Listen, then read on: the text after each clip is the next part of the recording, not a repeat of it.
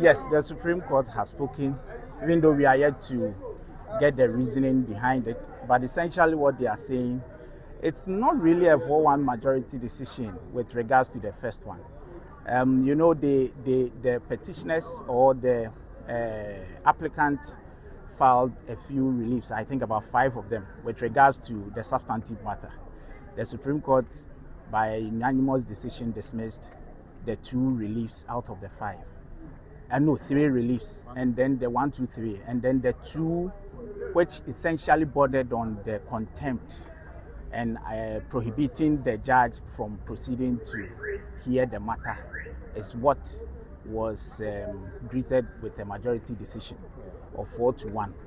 And so we await the decision, and then the reasoning, and we take it from there. The other matter also had 4 reliefs, 3 substantive reliefs, and then 1 which is the normal thing lawyers do, which is that any further orders. And that also the court dismissed 2, the first 2, and then granted unanimously the 3rd one, which 3rd one also borders on the contempt, which the court, they were asking the court to vacate the ruling on the contempt, which the court actually obliged them and then granted same.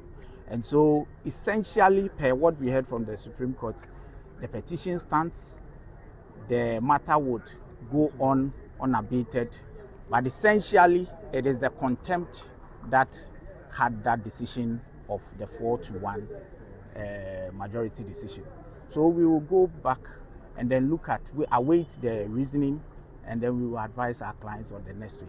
That notwithstanding, there is still a valid petition, because you recall that the thrust of their case was that there was no Gazette notification, and that has been the thrust of it. Today, the court has dismissed that application.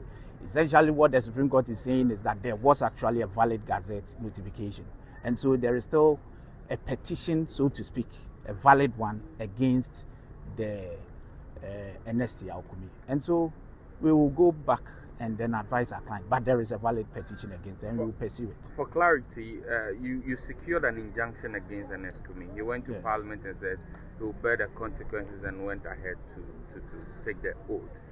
Did the Supreme Court make a pronouncement on the validity of that particular injunction?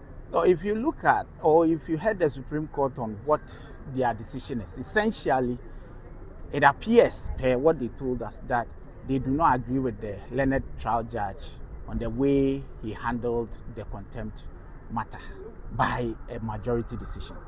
And so we do not know the reasons behind it. We await what the Supreme Court, the analysis they made with regards to that, and then we will take it from there. But essentially, per the decision they have given us, it is clear that they disagreed with what the learned trial judge did, essentially.